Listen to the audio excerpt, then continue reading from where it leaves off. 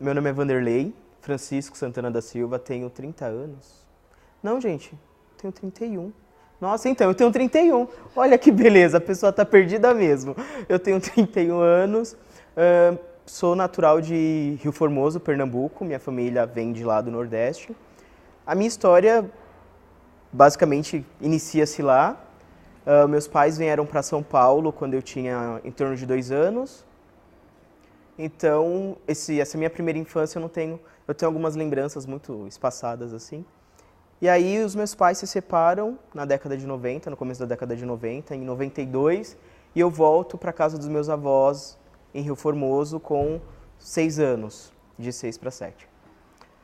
Foi um período muito difícil, assim, foi muito conturbado, primeiro pela separação dos meus pais, aí eu tive aquele momento de isolamento, onde eu tinha que cuidar de mim com 6 anos e do meu irmão, que ia fazer 5, tinha de 4 para 5.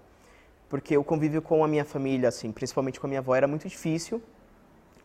É uma história de família muito pesada, assim, porque por muitos anos a minha avó teve vários problemas com a minha mãe e a minha mãe sempre foi a filha mais odiada, assim. Hoje o processo é outro, mas naquela época era assim, a minha avó não gostava muito da minha mãe e atribuiu também a mim e ao meu irmão esse não gostar, esse desafeto. Então era muito difícil conviver na casa da minha avó porque eu sempre era o culpado de tudo, não é mesmo? Ah, seu irmão fez isso, eu apanhava. Ah, eu apanhava. E fora que era uma casa grande, a casa dos, assim, naquela época os meus avós tinham um poder aquisitivo muito bom, mas quem tomava conta da casa era a minha avó e ela gerenciava os netos que moravam com ela para fazer o trabalho doméstico, que eu costumo brincar que era o trabalho escravo. É muito engraçado porque com 6 anos eu aprendi a lavar louça, eu aprendi a tomar conta do meu irmão, a levar ele para a escola, a trazer para a escola. Não só o meu irmão, como os meus outros primos que tinham a mesma idade, assim. Então era uma sobrecarga, não só emocional, porque eu vivia chorando pelos cantos, porque eu estava longe da minha mãe, e pelo fato da minha avó, assim, abusar da autoridade dela como uma pessoa que deveria cuidar da gente, fora outras coisas que eu prefiro não mencionar, assim, porque eu não quero comprometer muito a pessoa da minha avó. E essa história é muito longa, né, porque foram 11 meses que eu fiquei lá, mas foram 11 meses de labor constante. Então eu tive, assim, um pedaço da minha infância meio que roubado, e aí aconteceram outros problemas lá. E aí a minha avó olhou para mim e disse que a culpa era minha por ser filho de quem era. Eu acho que essa foi uma das frases da minha avó que me marcaram. Se é possível marcar alguém com ferro e com fogo, eu posso dizer que eu fui marcado naquele momento pelas palavras da minha avó. Não tem nenhuma marca física como os escravos tinham, mas de uma certa forma eu tenho essa marca bem latente ainda. Ela pulsou muito durante muitos anos. E aí eu voltei para São Paulo de 6 para 7, minha mãe já tinha um novo companheiro, e eu fui para uma escola pública perto da minha casa, onde se dá assim a derrocada do herói, né? Porque se a gente acha que toda desgraça pouco é bobagem, eu tive uma professora na segunda série, não vou dizer o nome, porque vai que ela ainda está viva, né? Vai que ela ainda está viva por aí, isso chega aos ouvidos dela, mas ela pode saber que ela era loira, tinha os olhos claros. E aí ela pediu para os alunos colocarem um nome em uma lista. E aí, bem, vamos lá, a criança tem 7 anos, já tem uma história conturbada, você chega lá na segunda série, ela quer que você escreva o seu nome corretamente. Vanderlei com W-Y. E aí a criança com 7 anos de idade ainda não tem total domínio do que é o W, do que é o Y. Os sons são os mesmos. Não tem como exigir de uma criança aqui, né? Tudo bem, exigir era o de menos, mas eu acho que a forma como ela fez foi muito também marcante. Foi uma coisa que me magoou muito e eu carreguei isso por muitos e muitos anos, assim. Ela virou assim, na frente de todo mundo, imagina, uma sala de fundium, várias criancinhas. Vamos lembrar que as crianças são bem legais com os coleguinhas nessa idade. Virou e fez a seguinte coisa.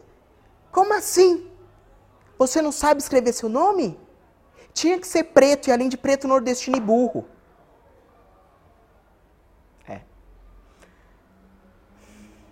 Eu já chorei várias vezes contando essa história no GDE.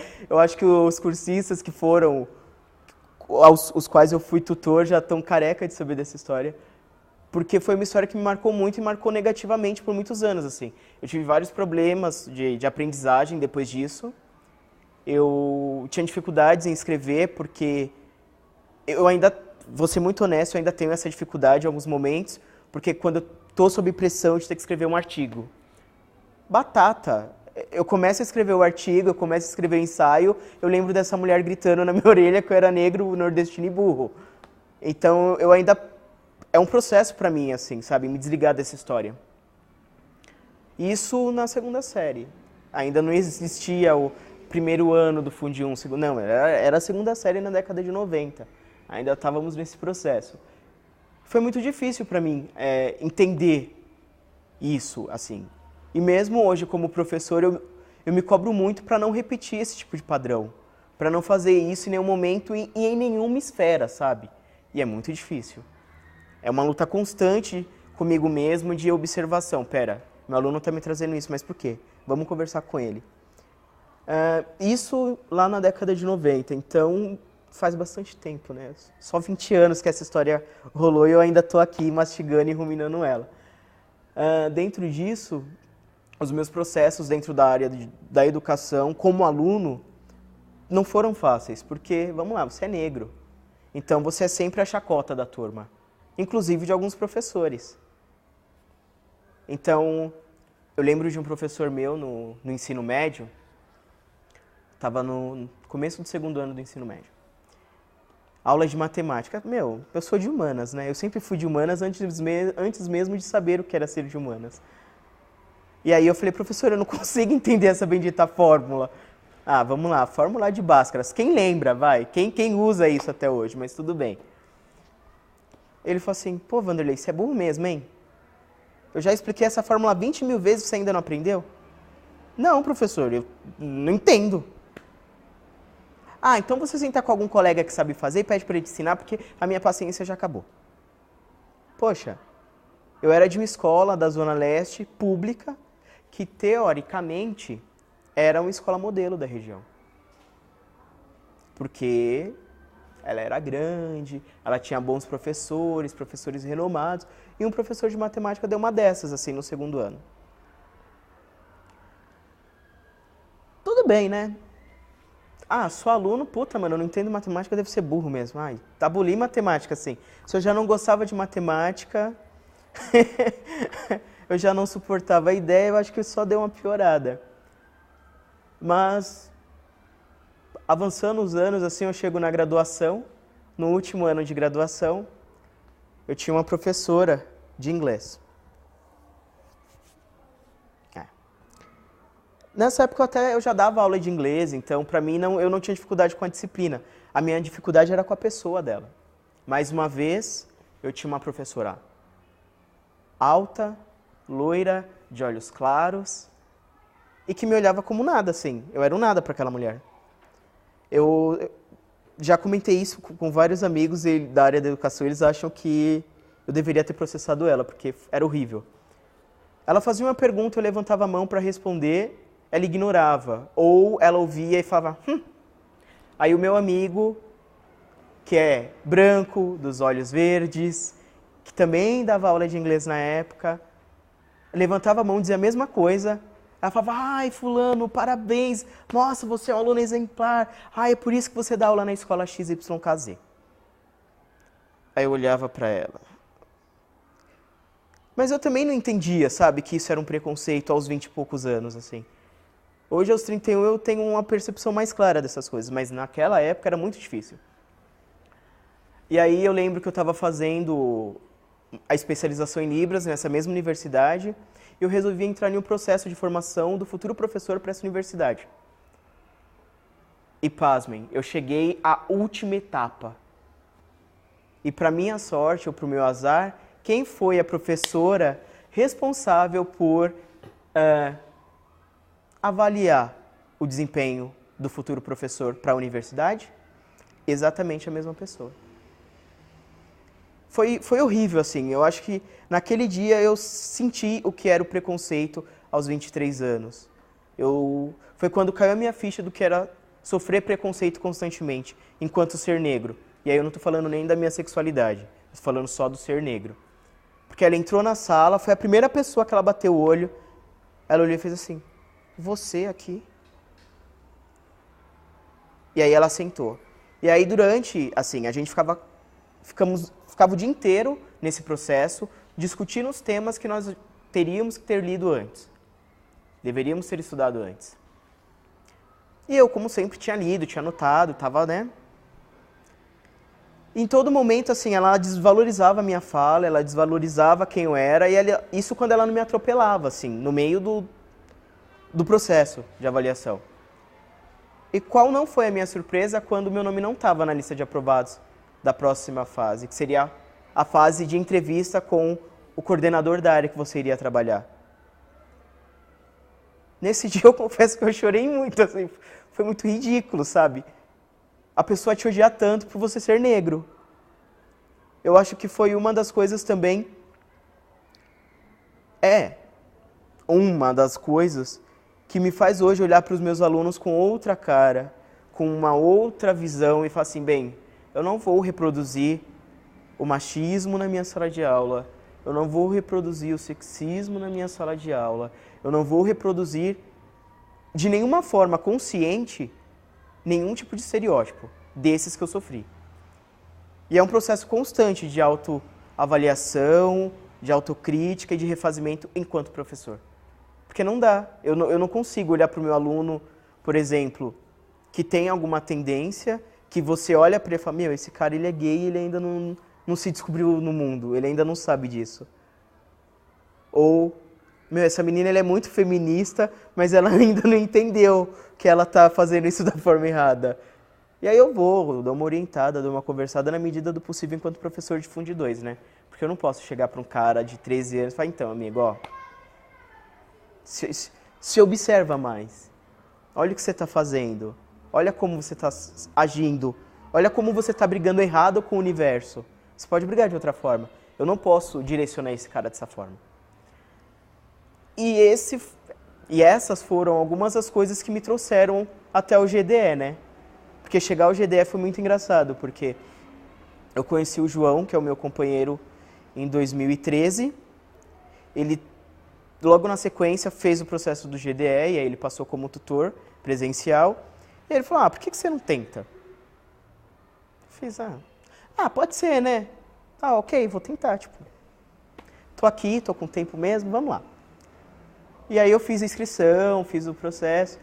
Só que eu acho que a parte mais engraçada do processo, eu acho que foi o primeiro dia, assim. O processo em si já foi um processo diferente, né? Porque a professora Andréia, diga-se de passagem, que está aqui na minha frente, ela é muito diferente. Fazer um processo com ela não é fazer um processo. É sentar para bater papo. É sentar para discutir a vida. E aí, durante o processo, a gente estava lá, e aí o João se apresentou, eu me apresentei, aí a Andréa, obviamente, já sabia que éramos um casal, porque a gente já tinha conversado com ela antes. Aí, no meio do processo, ela vira e fala, então, o processo, o curso GDE, são para essas pessoas que estão aqui. Então, se você não quer trabalhar com esse tipo de pessoa, você pode se retirar. Gente, eu olhei pro João, eu não sabia se eu ria, se eu levantava e aplaudia ou se eu simplesmente não fazia nada. E foi o que nós fizemos, a gente olhou um pro outro, eita. E o GDE, assim, pra gente já começou assim. Já começou de uma forma diferente, já foi aquilo, olha, esse é o projeto, você vem pra ele e abraça a causa, ou você pode não fazer nada da sua vida e continuar sendo quem você é. E tudo bem. E dentro das aulas presenciais, que eram muito boas, assim, essa história que eu estou contando, ela já foi recontada. Vou deixar bem claro, eu quero registrar, ela já foi contada em outros momentos. Que é a metodologia do curso. Que é a metodologia do curso. E eu lembro que uma vez que foi muito específica para mim, foi o dia que nós recebemos a Suelen, que é uma cadeirante, na UFABC. E aí, não tinha acesso para ela no auditório da UFABC. Nenhum dos auditórios não tinha acesso. E ela foi convidada por outra tutora, Ana Gisele. E aí ficou aquele burburinho, né, do que nós vamos fazer. E eu, como uma pessoa muito boa que sou, não é mesmo? Fui atrás de resolver o problema. E aí um funcionário virou e falou assim, nós não temos autorização. Eu falei assim, amigo, nós temos uma deficiente, eu não quero autorização. Eu quero que isso seja resolvido. E ninguém vai descer com ela no colo. Eu não vou descer a cadeira de rodas. Nós temos outro auditório vazio e nós vamos usá-lo sim. Ele olhou para mim, porque eu acho que ele nunca tinha visto, talvez em uma situação como essa, um negro. Eu acho que foi isso que causou mais impacto. Porque ele era branco. E eu acho que ele olhou para mim assim, do tipo, quem é você para me dar essa ordem? Eu falei, olha, eu não quero saber, você vai ligar pro seu chefe, você vai pedir autorização, se precisar da assinatura da André, eu subo no palco e a gente assina. Mas isso vai ser resolvido agora. E aí daqui 2 minutos ele veio, Vanderlei, vocês podem mudar de sala, de auditório, porque foi autorizado, eu peço desculpas em nome da UFABC. Tá, tudo bem, ok. E aí foi outra briga, assim, porque eu tinha, acho que a gente tinha 300 pessoas naquele dia. Eu acho que não sei especificar o certo, mas tinha uma quantidade muito grande. Aquele dia especificamente estava muito cheio. E aí eu tinha a Andréia lá falando e eu naquela angústia de levar todo mundo para o outro auditório. Eu fiz, Andréia, vem cá. Então, a gente precisa mudar de auditório porque a nossa convidada não está participando, né? E ela é cadeirante. Aí a Andréia fez assim, Vanderlei, se vira, fala você, toma o microfone. Eu fiz, eita. Então tá bom, você quer que eu fale? Então, gente, é o seguinte, nós estamos aqui com uma convidada que é cadeirante e a nossa universidade não dá acesso. Então eu gostaria, por gentileza, que todo mundo mudasse de auditório, fosse para o próximo, porque lá tem uma entrada para ela. E vai caber todo mundo confortavelmente. Por favor, vocês podem fazer essa gentileza e mudar de lugar? E aí a Andréia ficou olhando assim, tipo, o que eu tô criando, meu Deus? Mas nesse dia também ocorreu um outro fato que me marcou muito. Porque eu tô contando isso para recontar, para falar de uma história que eu já contei e que os cursistas estão carecas de saber. Eu estava contando a história da minha professora da 2ª série e nesse dia, assim, por algum motivo X, eu acho que pela história da nossa convidada, eu estava com o nervo meio que a flor da pele, assim. E quando eu fico muito nervoso, eu começo a usar de sarcasmo. Isso é bem eu, assim, tipo agora. Eu estava usando de sarcasmo, assim. E aí eu estava lá relatando de novo a mesma história, pela enésima, 50ª vez. E aí todo mundo estava meio em choque, assim, comigo já. Porque pela primeira vez eu dei nome a essa professora dentro do curso. E aí eu contei o quanto isso foi agressivo comigo e o quanto isso me marcou muito. E aí a Andréia, assim, em um dado momento da minha fala, interviu, assim, pegou o microfone. Então, gente, olha, eu acho muito bacana o Vanderlei falar tudo da forma como ele fala, porque ele não tem muito filtro, mas perceba o quanto essa história mexeu com ele, o quanto ele fica tão nervoso que ele só usa de sarcasmo, porque é a forma como ele conseguiu lidar com essa história.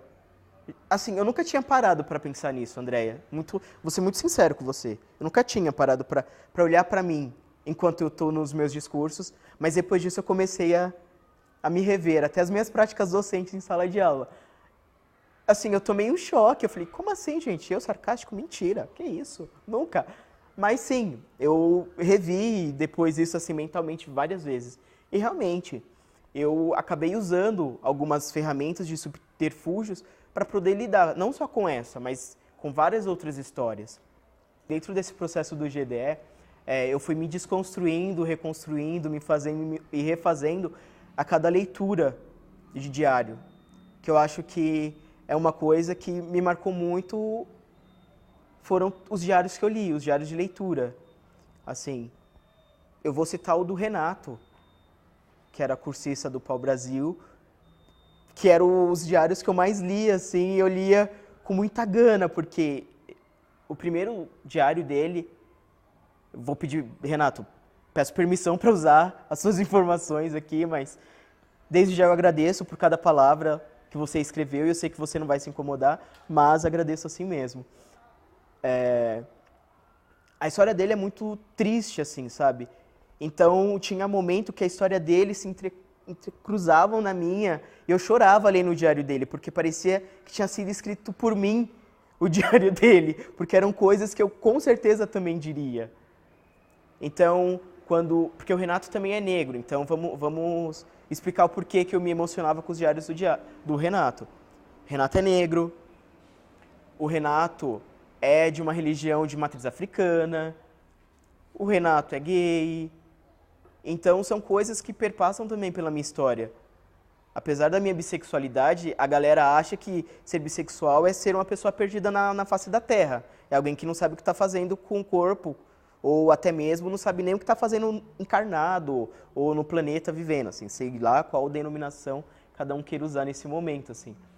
E é muito louco essa questão o quanto isso é tão subjetivo. E hoje eu vejo o quanto essa subjetividade, ela também pode ser tão maléfica para o próximo. E quando eu lia os diários do Renato, eu via esse processo da subjetividade, da construção de quem ele era e do quanto ele sofreu por ser exatamente quem ele era. E eu me reconhecia naquelas palavras. Eu me reconhecia como negro que era ofendido por ser negro. Eu me reconhecia na questão sexual, o sofrimento que era para ele ser quem ele era.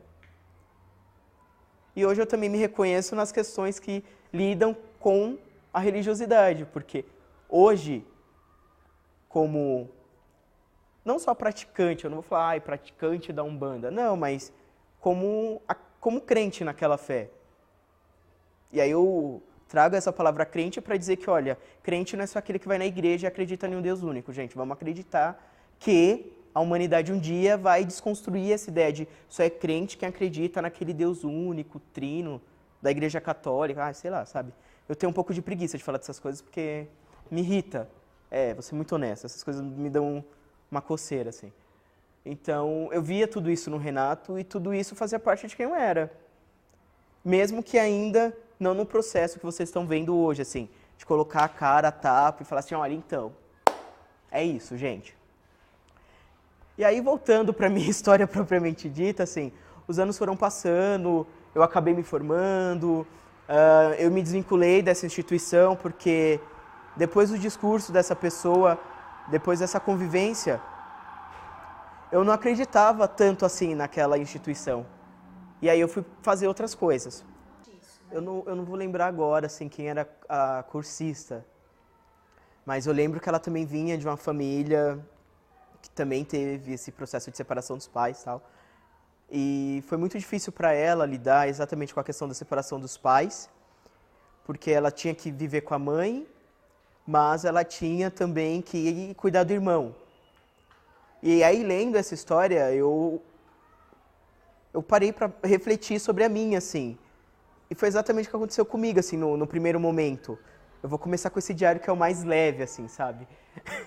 Esse é o mais leve. Então, ela relatava que foi muito sofrido para ela, ter que amadurecer muito cedo, ter que deixar de ser a criança que ela podia ser para se tornar alguém responsável tão jovem.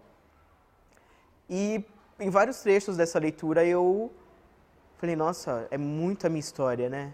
E aí, nesse processo de devolutiva do diário de leitura, eu acabei contando para ela também a minha história, exatamente o que eu já relatei para vocês, assim, olha, então, meus pais se separaram, eu tinha 5 anos, eu fui para Rio Formoso, lá em Pernambuco, foi uma fase muito conturbada na minha vida, principalmente nesse começo, né, da formação da pessoa. Esse foi um diário, assim, que foi um dos que me marcaram, assim, eu não lembro ao certo quem era, mas eu lembro que me marcou muito porque a história era muito parecida. E aí eu peguei de uma cursista, a outra, que ela também sofreu preconceito por ser aluna em uma sala de aula. E aí ela estava em um momento de debate com o professor, e o professor olhou para ela e falou assim, quem é você para estar falando isso? Você não é nada, fica quieta. Ó, então, se você tá achando que a minha aula tá ruim, pode se retirar. Eu falei, meu, como pode um professor fazer uma coisa dessa? E aí eu também, isso me remeteu à história da minha professora na universidade, porque assim, essa cursista, ela estava relatando de uma experiência de sala de aula, assim, do ensino médio. E aí eu não estou nem discutindo o grau da instrução, mas eu estou discutindo o peso que isso tem.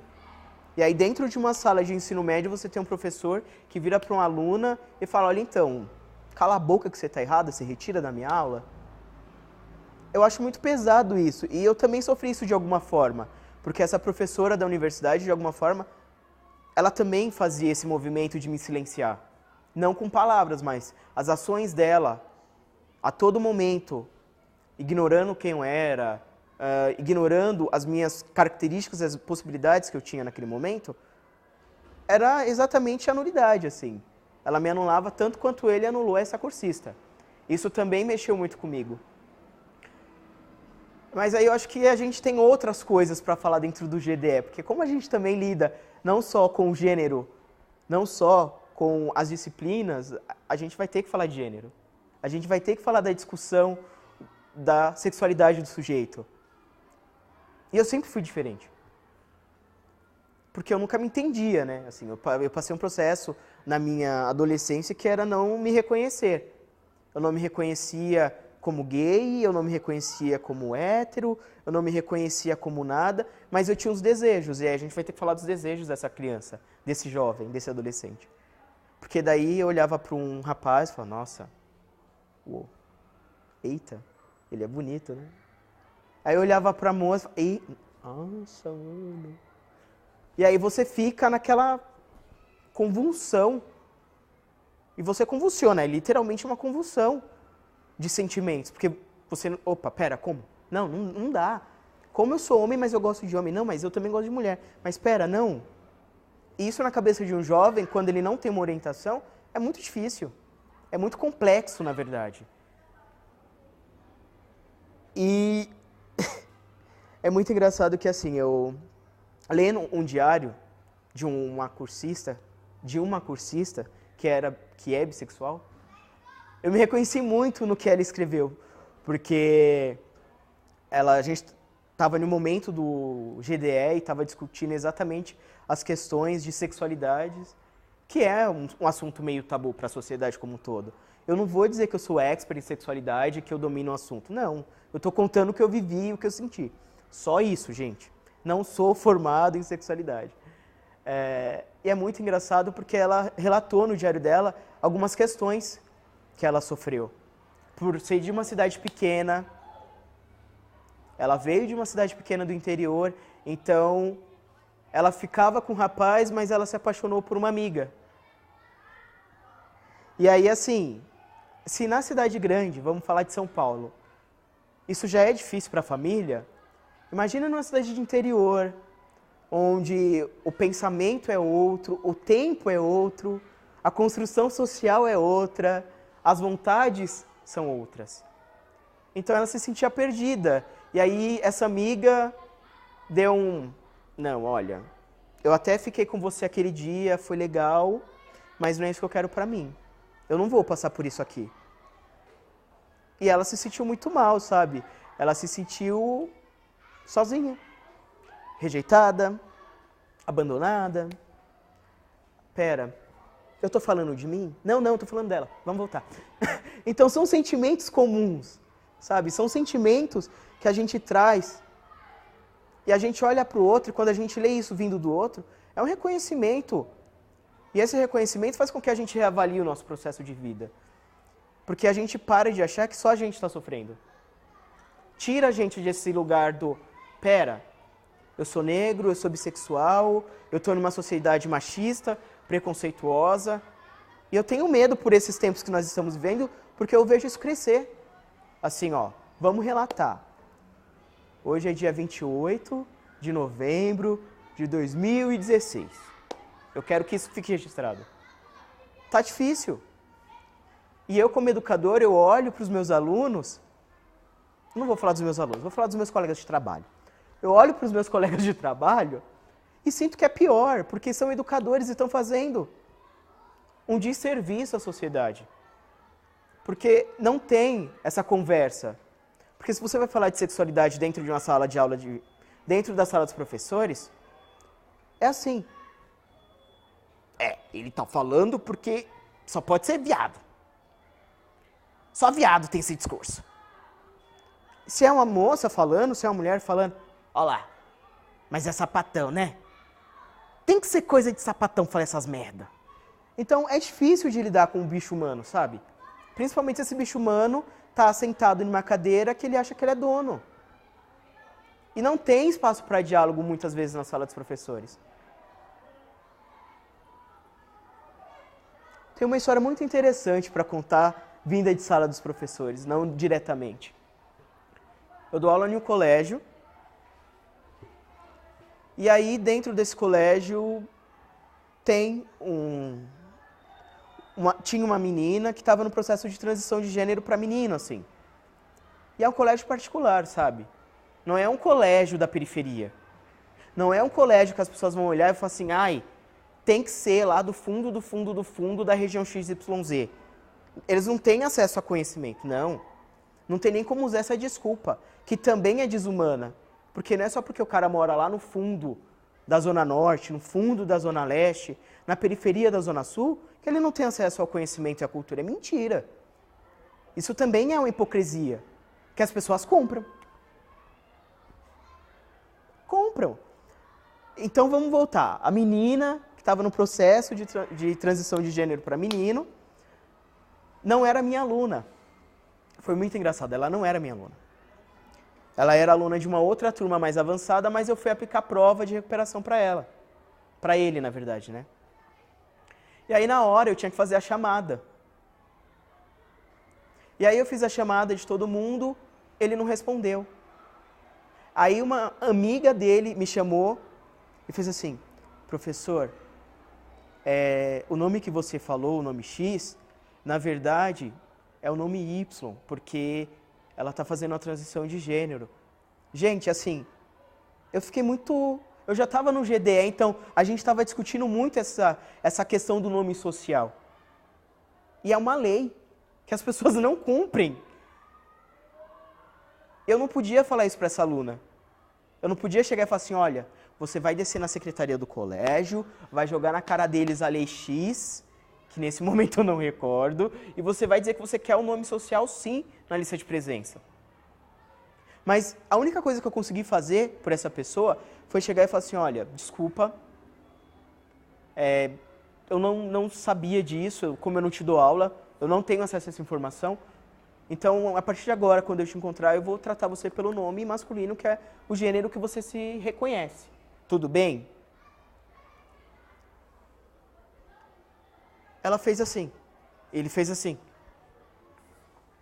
Professor, você foi o primeiro que me disse isso aqui dentro. Eu estudo aqui desde quando eu era criança, porque lá tem Fundo 1, Fundo 2 e médio. Ela já estava saindo do Fundo 2, indo para o médio. Eu fiz assim, eu só posso te pedir desculpas, porque se uma instituição de ensino que te conhece desde criança não consegue te respeitar, eu só posso dizer que eu sinto muito por você. Esse foi um caso que passou. Na turma que eu dava aula, eu sou dado a fazer discussões. Pessoa gosta de polemizar, não é mesmo? E aí eu estava discutindo exatamente as questões do feminismo dentro da sala. Vou deixar claro que é uma sala de 8º ano, não é sala de ensino médio. E aí eu posso dizer para vocês que sim, é possível discutir sobre todos os temas, com qualquer faixa etária, sem crise. Essa hipocrisia de que, o meu filho está no 8º ano, não pode ouvir falar sobre a luta das mulheres. Como assim, gente? Que ridículo. Mas voltando à história, né? Estava lá discutindo sobre feminismo e eu tinha uma atividade chamada Diário de Leitura. A mesma coisa que a Andrea faz com os cursistas do diário, eu tenho um com os alunos do Fundo 2, só que com outro perfil. Então eles fazem uma leitura de um texto, faz uma relação de algum outro texto, de um filme, ou até mesmo com a história de vida deles, e eles ganham nota. Infelizmente, eu sou obrigada a dar nota, porque o nosso sistema capitalista, como diz uma amiga minha, que eu não vou citar o nome, o nosso sistema capitalista, ele obriga as pessoas a serem ranqueadas, não é mesmo? E aí eu sou obrigada a dar nota, porque faz parte do meu trabalho enquanto docente lá. E aí uma aluna me confessou no diário que era bissexual. Uma aluna de 13 anos. Aí eu li o diário, a princípio eu achei muita graça, eu achei muito lindo. Assim, a confiança que ela teve em mim, sem me conhecer direito, porque dentro de uma sala de aula com 37 alunos é difícil de você ter esse contato direto com o aluno. Mas naquele momento ela se sentiu muito aberta e muito segura em me dizer isso. Aí eu devolvi o diário dela, assim como eu fazia no GDE. Eu fiz uma cartinha. Ó, fulana, eu sou muito grato pela sua confiança em mim. Saiba que se você tiver alguma dúvida, se tiver algo que eu possa fazer para te ajudar nesse momento da sua vida, você pode contar comigo. E aí ela leu isso e ela veio pessoalmente. Ai, professor, eu queria que você me indicasse algumas leituras, nesse momento não sobre a bissexualidade, eu gostaria de saber mais sobre feminismo. Gente, foi muito engraçado. Porque eu sou muito inocente, né? Eu fiz assim, ó, eu vou conversar com a minha coordenadora, depois a gente conversa? Pode ser? Ela falou, ah, professor, pode. Gente, eu fui. Às vezes eu me pergunto por que eu sou tão inocente. Mas tudo bem, né? Conversei com a minha coordenadora, expliquei a situação. Ela fez assim, não, de maneira nenhuma. Isso não é a sua responsabilidade, não é a responsabilidade do colégio e muito menos é a nossa preocupação nesse momento.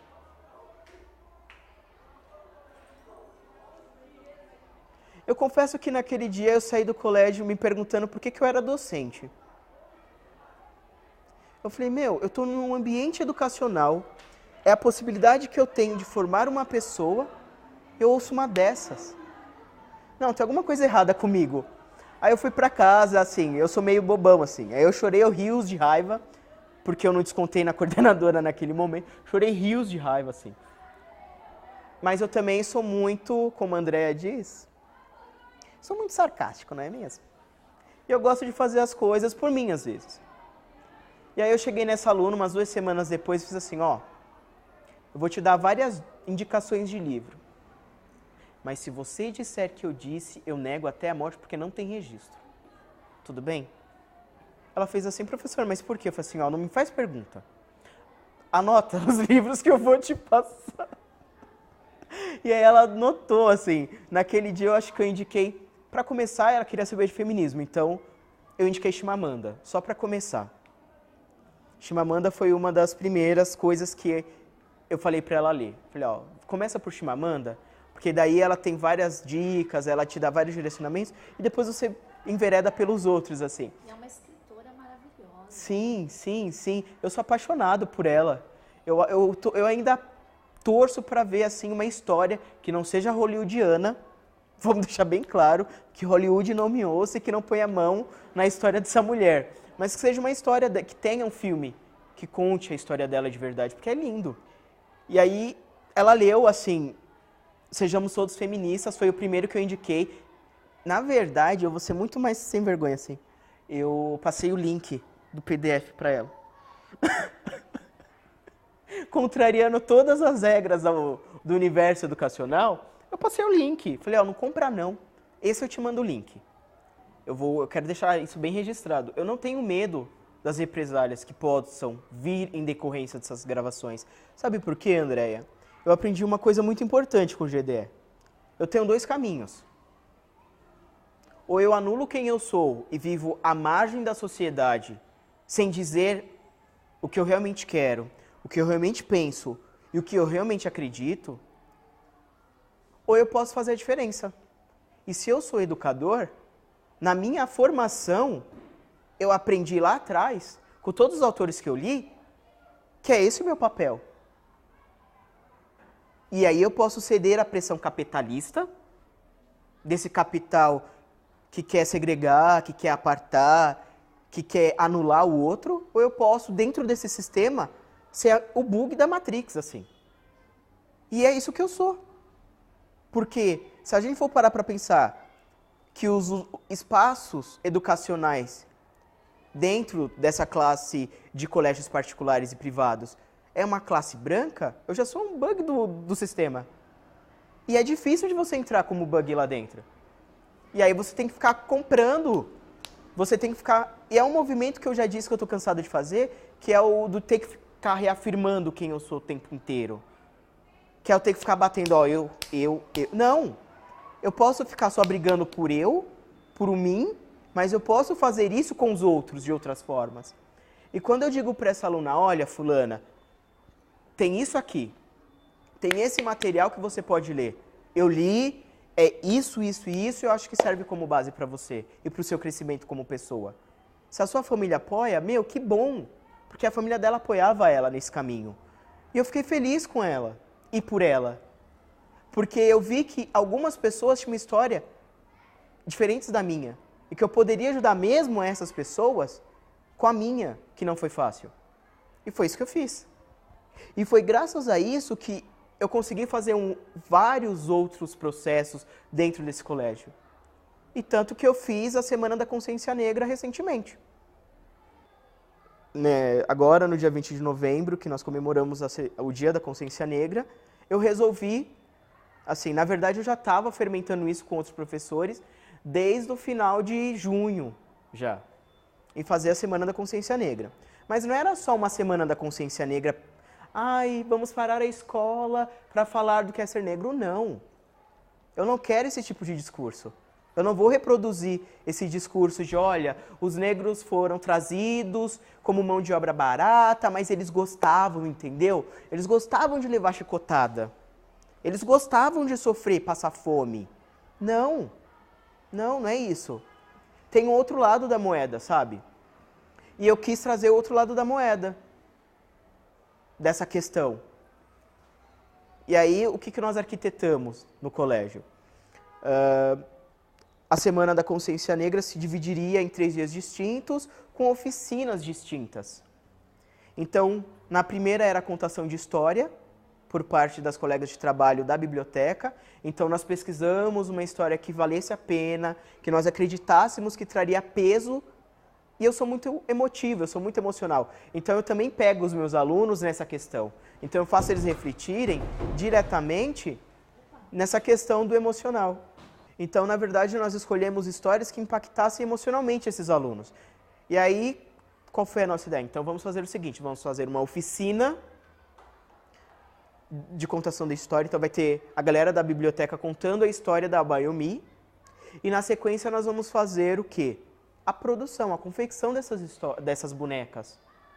E aí, eu não sei se todo mundo conhece, mas a Abayomi nada mais é do que uma boneca de retalhos feita com as roupas das mães que eram trazidas nesses navios como forma de resistência e de amor aos filhos. Então, elas rasgavam as roupas, construíam a boneca e davam para os filhos para eles terem um momento de acalanto, um momento de amor, um momento de, olha, esse negrume, essa fome, essa falta de água, sabe? É um momento passageiro, filho. Vamos resistir. Então, esse negrume ao qual eu me refiro é esse ambiente fechado do navio, aqueles porões onde não tinha luz, não tinha ar puro, onde muitos negros foram assassinados, porque isso é você querer assassinar. Não é diferente do que o Hitler fez nas câmeras de gases, assim. É igual, sabe? É o mesmo processo. Você pega 300, 400 pessoas, coloca em um espaço fechado, sem água, sem luz, sem ar puro. Você espera o quê? Que a pessoa morra. Ah, então, vamos fazer... É quase um processo de seleção natural. O mais forte sobrevive.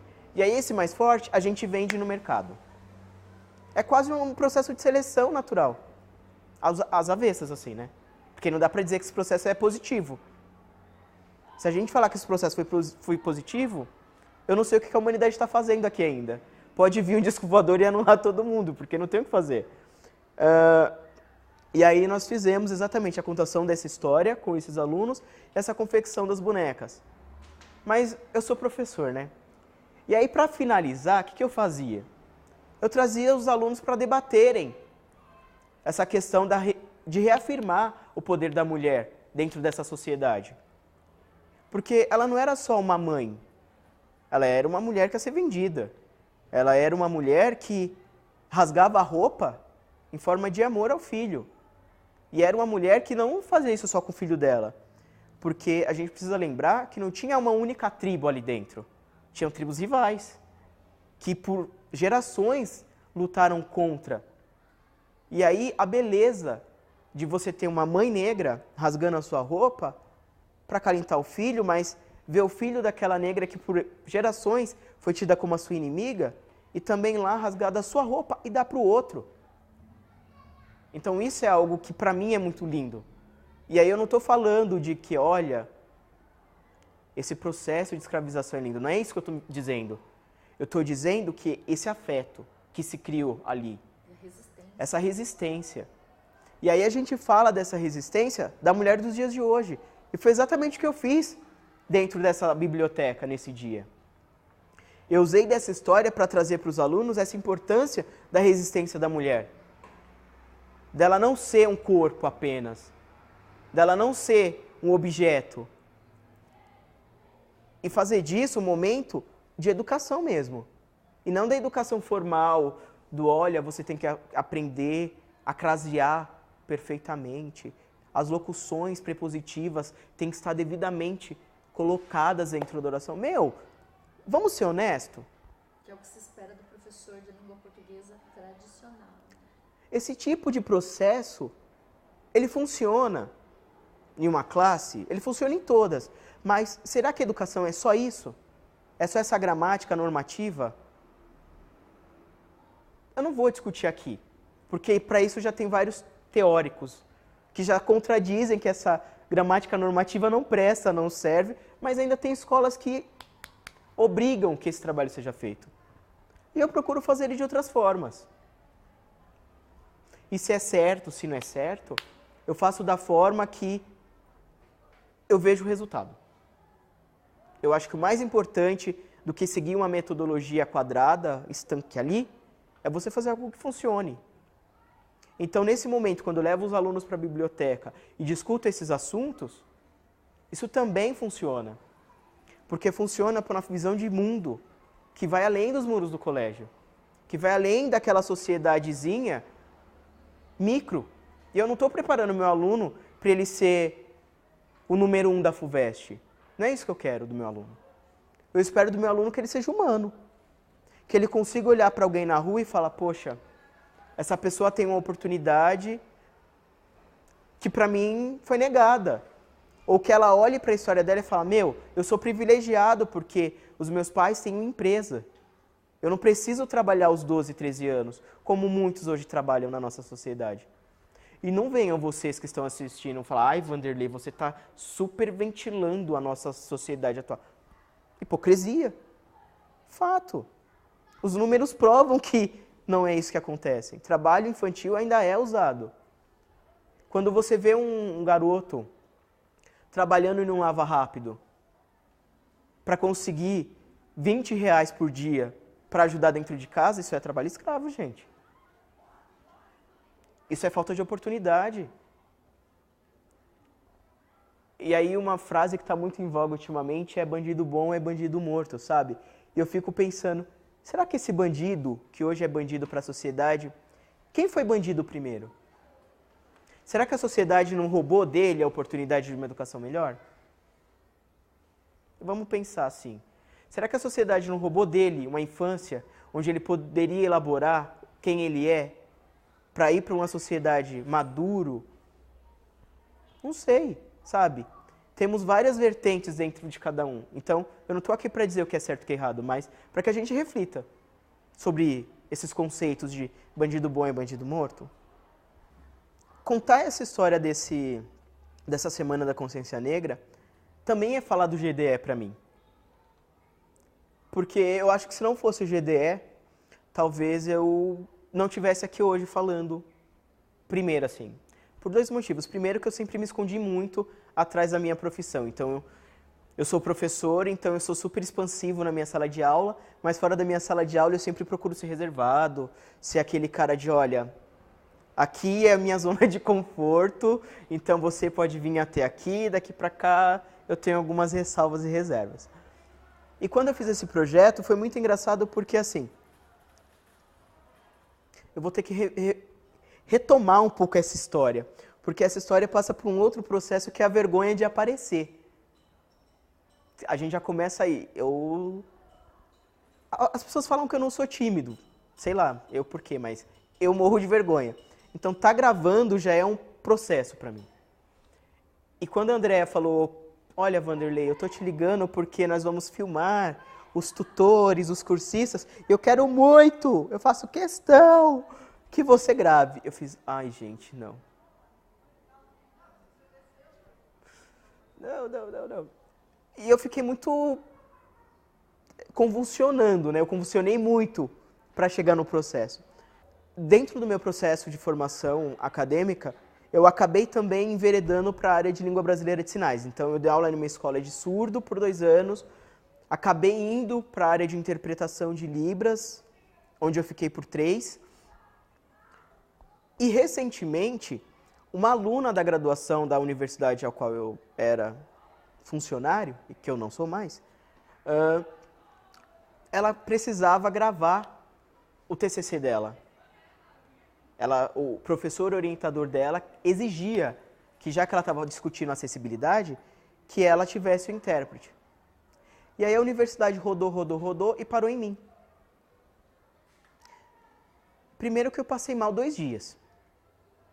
Porque eu tenho pavor de câmera, assim. Eu não sei porquê, mas eu não curto muito. Isso também é a questão da invisibilidade, né? Eu discuti... Que você contou. Eu descobri isso depois na terapia, André.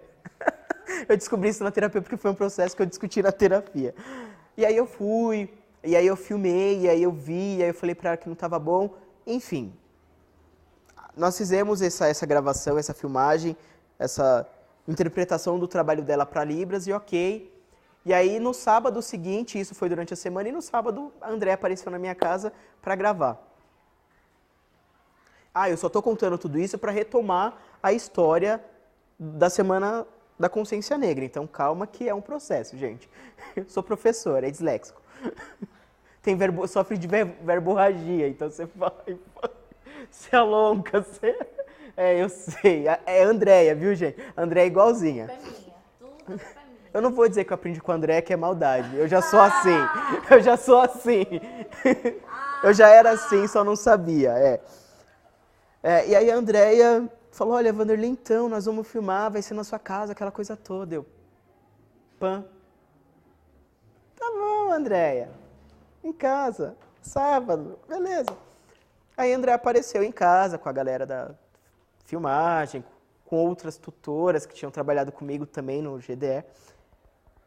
E aí, assim, eu já estava consciente de que eu gravaria e que pra mim tudo bem. Já estava levando em uma boa, assim. Mas aí eu vi, gente, uma história que vocês precisam assistir. Se vocês não viram, é a da tutora Val. Eu só não chorei porque eu já não tinha mais lágrimas naquele momento, porque eu já chorei tudo que eu tinha no GDE, assim. Já tinha lavado a alma nas aulas presenciais, então eu já não tinha mais. Mas a história dela, assim, na íntegra, é muito forte, é muito triste. Se eu achava que a minha história era sofrida, a dela, sim, é sofrida elevada à enésima potência. E tudo bem, assim, né? Cada um na sua história e no seu tempo. E aí, voltando para o meu tempo, eu tinha que ir pro terreiro, e aí a André também acabou dando uma atrasadinha ali, e aí deu uma embolada no meio de campo, e eu usei isso para dar uma fugida, assim.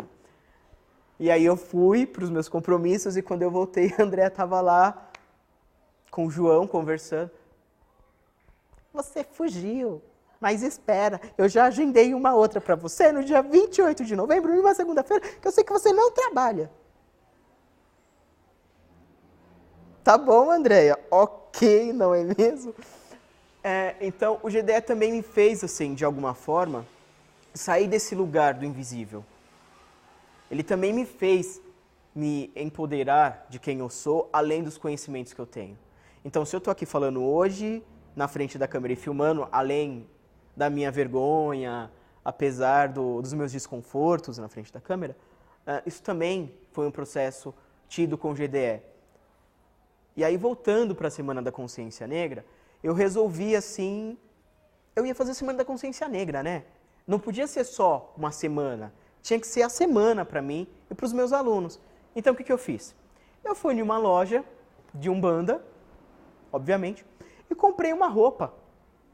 Se vocês quiserem, depois eu disponibilizo uma foto, para que vocês coloquem em algum momento dessa fala, porque vai ficar engraçado.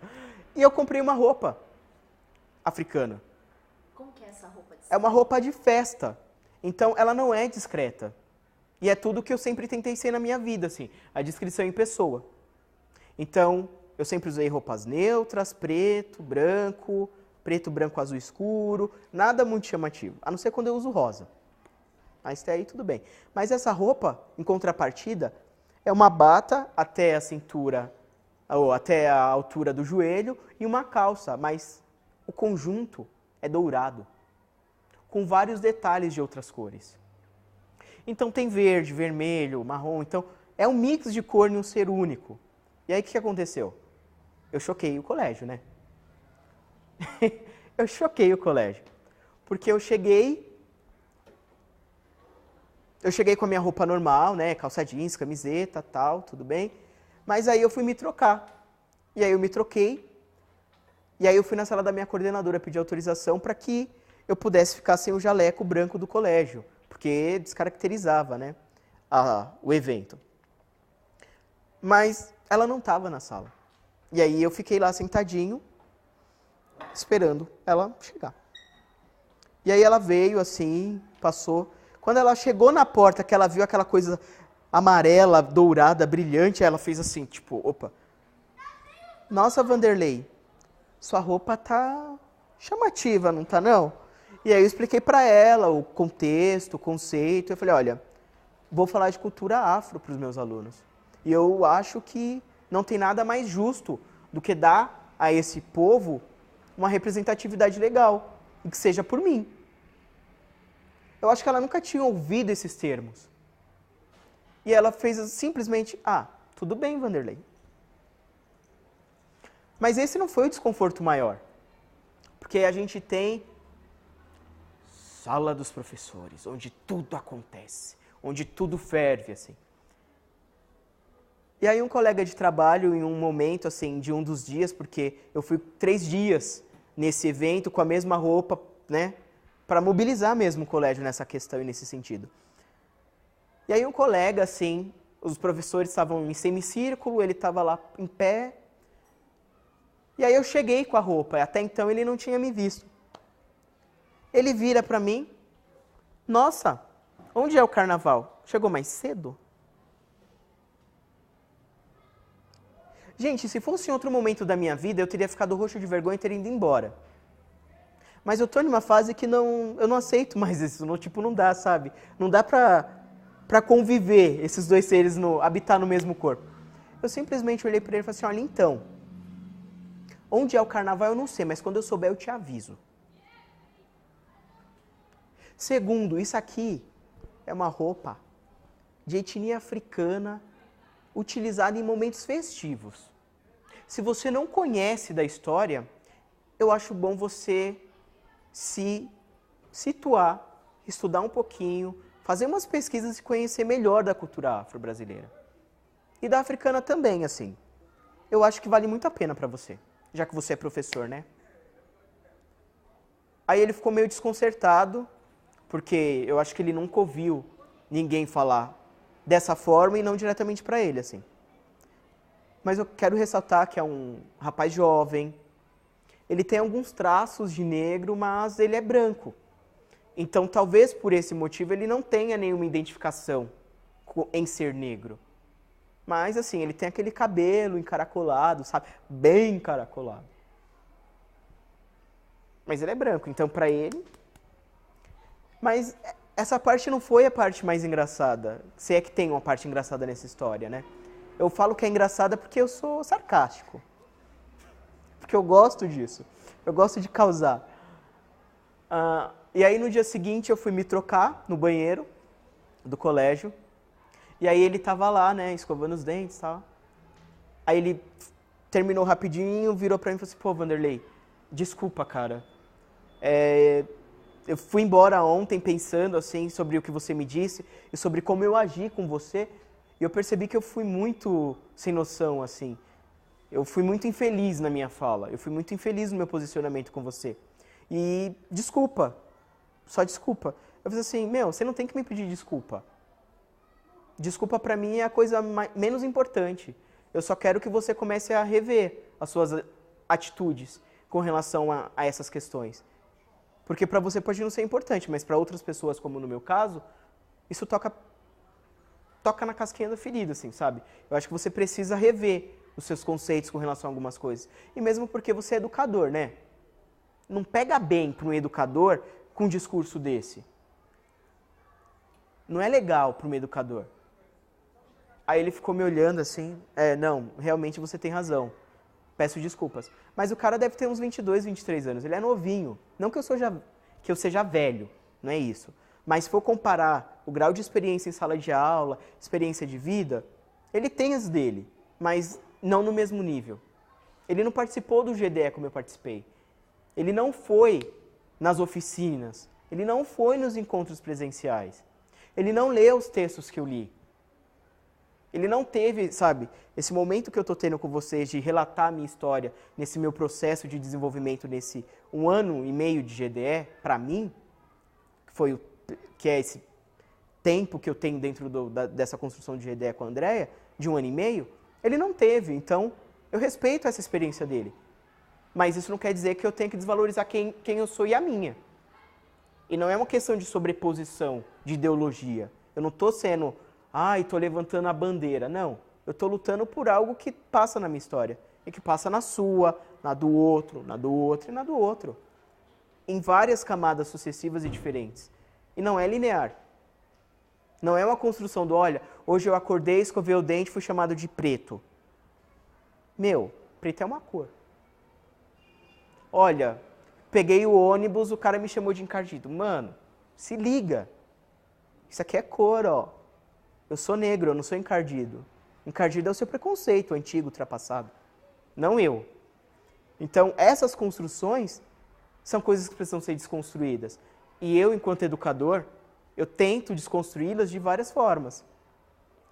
Seja em uma discussão com o meu aluno sobre intolerância religiosa, seja quando um aluno tem uma fala que é ofensiva perante aos outros, que é uma expressão gordofóbica, que é uma expressão machista, sexista, preconceituosa, em qualquer nível, sabe? Eu tento, assim, dentro do meu domínio de sala de aula, ser muito ativo e proativo com relação a tudo que eu escuto. Então, quando eu pego um menino falando algo para uma menina que, poxa, guarda pra você, sabe? Que ele vira e fala assim, nossa, fulana, você tá mal gostosa, hein? Você pode ir lá em casa mais tarde. Eu viro pra ele e falo, você tá achando que ela é o quê? Entregadora de pizza? Na melhor das hipóteses. Então, assim, eu tô sendo sutil ainda, porque eu já vi coisas piores. Então eu falo, ela não é um pedaço de carne que você vai no açougue, tira do gancho e leva pra casa pra comer, sabe? Respeita um pouquinho aí, segura sua onda. É muito hormônio fervilhando na sua cabeça, ó. Quando é assim, toma um banho gelado que passa. Mas cala a boca. Fala de outra forma, né? Já que você quer... E detalhe, esse seu discurso não vai conquistar a menina. Se você quer conquistar, você está indo pelo caminho errado. Dá flor, né? Convida pra ir no cinema.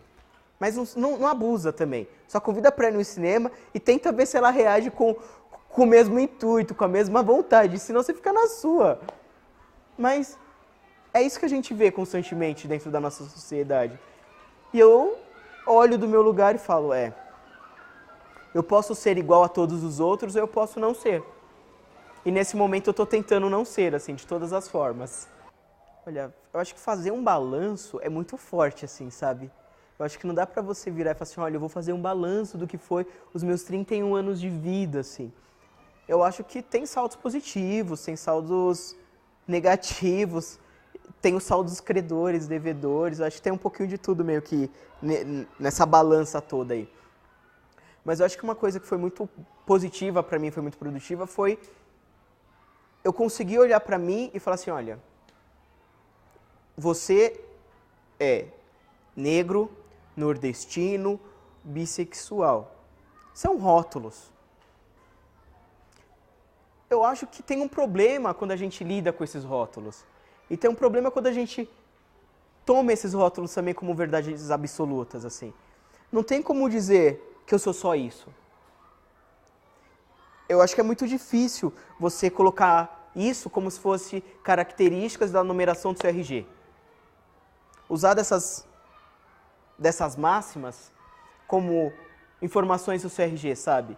Eu acho isso muito pesado, é muito desumano. Isso desvaloriza quem eu sou no cerne da questão, assim. Eu não sou só isso. Eu não sou só o negro, nordestino, bissexual. Professor de língua portuguesa. Não dá pra dizer que eu sou só isso. E as outras coisas que eu faço? E as outras experiências que eu já tive? E as outras coisas que eu já passei, que eu despassei, que eu consegui transpor, que eu consegui ignorar, que eu consegui... Então, assim, eu acho que pensar em um balanço é pensar nesse processo de construção mesmo. É olhar para trás de toda essa história e falar assim, poxa, dentro de tudo isso que eu passei, que eu sofri, eu poderia entrar no si da vida. E se eu não tivesse optado por estudar? Se eu tivesse sido só mais um negro da periferia que virasse traficante? Ou não? E se eu resolvesse que o mundo da prostituição era um lugar que me acolhesse mais? Então, assim, não dá pra pensar nesses cis da minha vida. Porque se eu pensar neles, eu também vou deixar de viver o que eu tô fazendo hoje, assim. Então não dá pra viver dos cis. Eu tenho que ver o que eu tô fazendo. O que eu tô vivendo agora, assim, ó. O que eu tô vivendo agora é isso. Eu tenho um relacionamento estável com o João. Eu tenho a nossa casa, que é aberta aos nossos amigos. Que é um lugar acolhedor, que é um lugar que parece uma biblioteca. Que vocês vão ver, assim. Vão também dar uma olhadinha no vídeo do João. Confiram lá o que foi dito. Vejam como é o espaço. Que é isso, sabe? E aí não tem mais um tempo para se perder no si da vida. Há o momento da construção do hoje, assim, e do que eu quero para o futuro. A educação não é um momento estanque, não dá para falar, olha, eu sou um profissional gabaritado, tô formado, eu tô pronto. Não, mentira. É hipocrisia também, sabe? É acreditar que você é melhor e superior a todo mundo, quando você diz uma coisa dessa.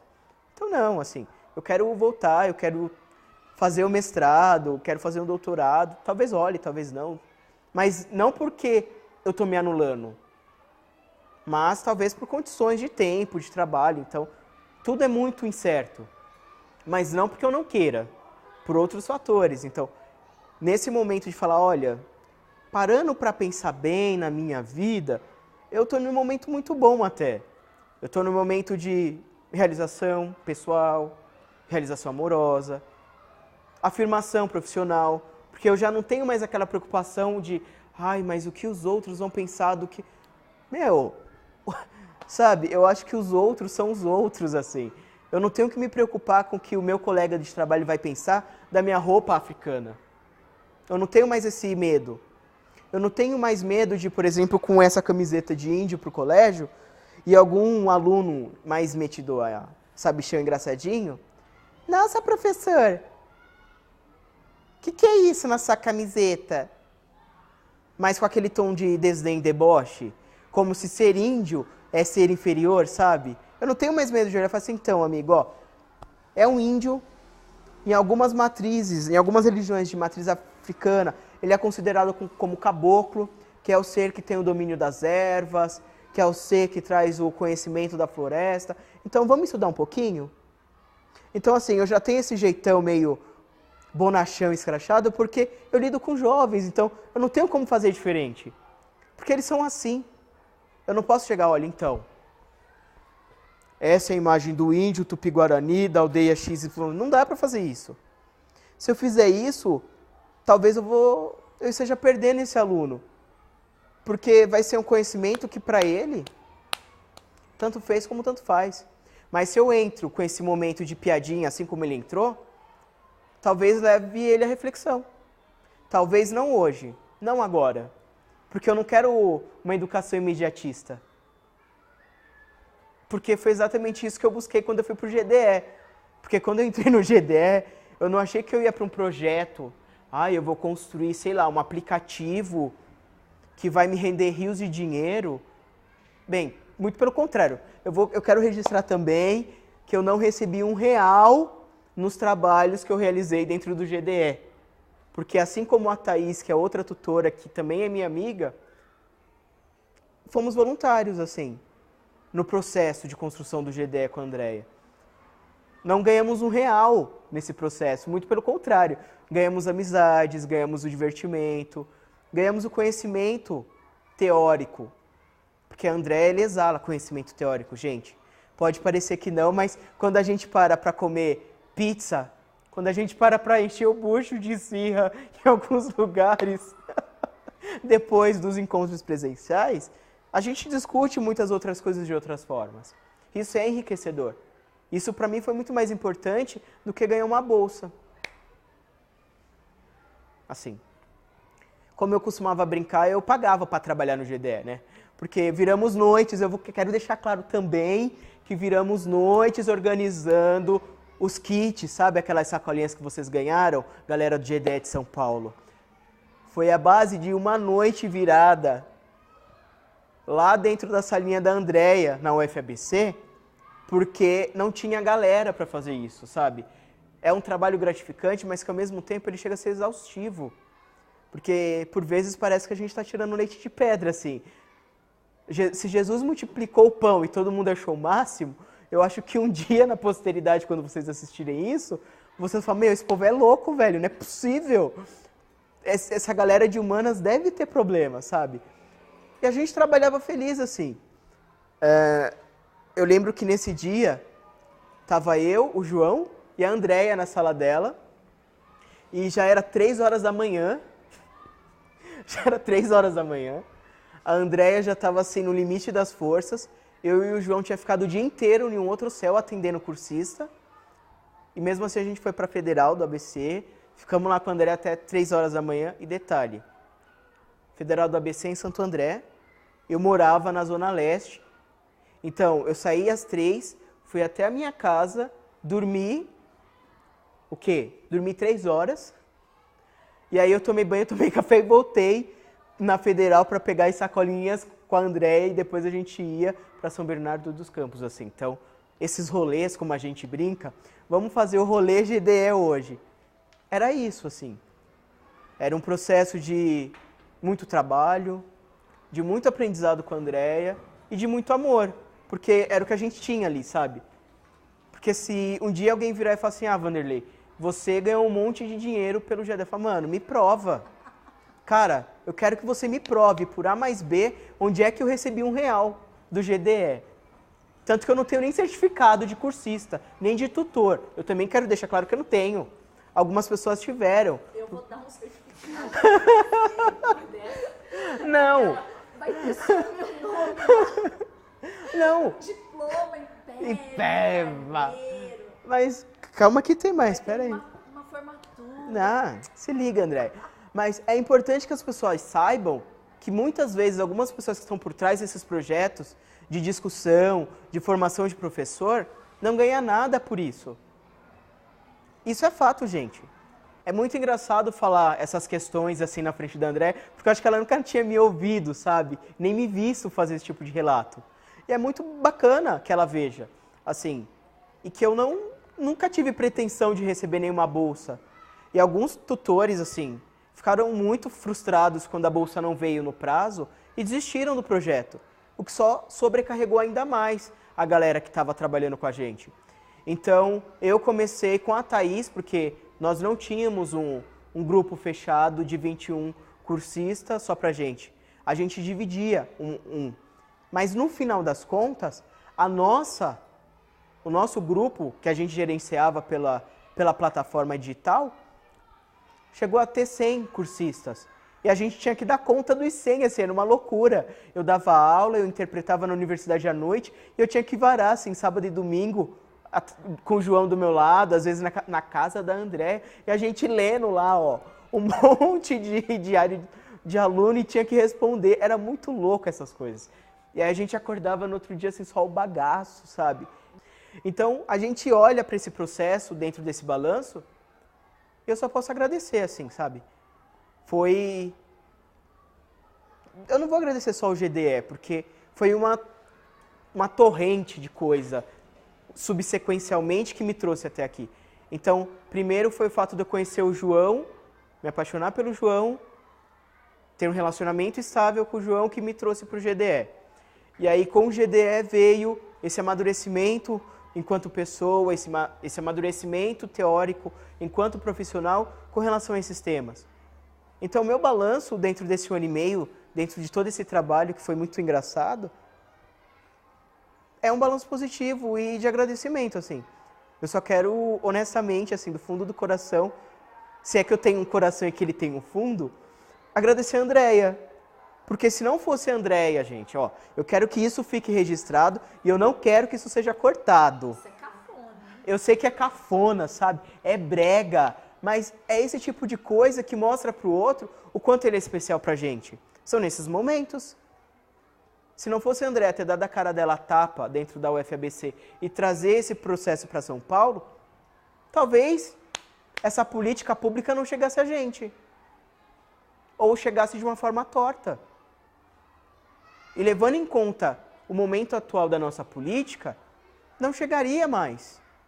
E não vai mais chegar dentro da forma que foi o GDE 2015. 2014, 2015/2016. Entende? Então, só temos a agradecer a Andréia por esse processo. Por ela ser forte nos momentos de adversidades. Dela ter que passar por provações diárias. Gente, ó, ela é mulher. Já é difícil. Vamos discutir gênero. Ela é mulher. O tanto que ela teve que engolir dentro da UFABC para passar por isso. Para chegar até aqui e falar, ó, gente, agora a gente está na reta final e vamos filmar. Não foi assim. Olha, gente, eu vou fazer o GDE, eu quero meia dúzia de coleguinha aí, vamos fazer uns bate-volta nos céus bem longe, na periferia, vamos fazer bastante comes e bebes de graça. Não foi isso, sabe? Não é isso que acontece na realidade. E eu posso dizer porque eu fiz parte desse processo de uma forma muito íntima, até. Porque hoje somos amigos, sabe? De ir na casa e tal, mas antes não. Quando eu fui para o GDE, para mim, a Andréia era a professora, coordenadora do projeto e ponto. Mas aí, nos momentos de fala da Andréia, de brigas que você vê a Andréia comprando, mesmo quando ela acha que não está comprando, que é muito divertido, você vê a mulher forte que ela é. E essa força dela deu pra gente esse processo, deu pra gente esse amadurecimento. E não tem como eu finalizar a minha fala não agradecendo a ela. Isso seria hipocrisia também. Por mais que ela esteja aqui na minha frente balançando a cabeça negativamente, gente, eu quero registrar, entendeu? Porque ela gosta de fazer a gente passar vergonha nesses momentos. Então a gente também tem que fazê-la pagar por isso nesses momentos, que também são agradáveis para todo mundo. E eu acho que também é o reconhecimento do trabalho dela.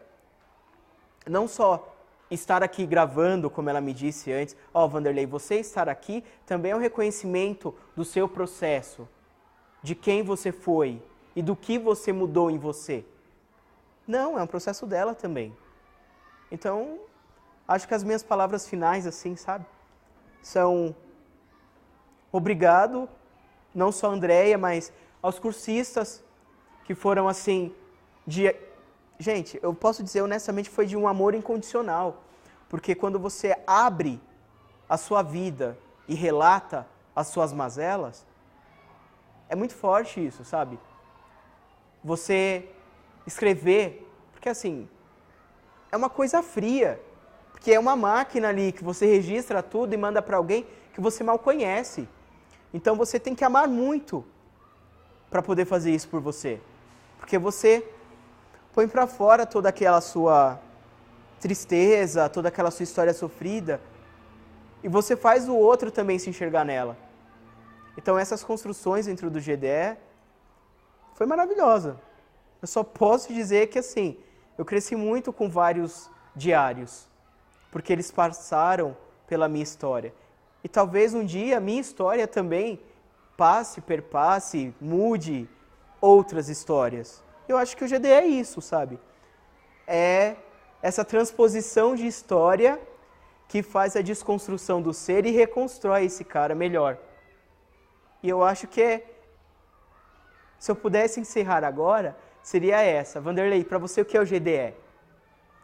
GDE é uma ponte que transforma histórias e muda o ser. Eu acho que é isso, gente.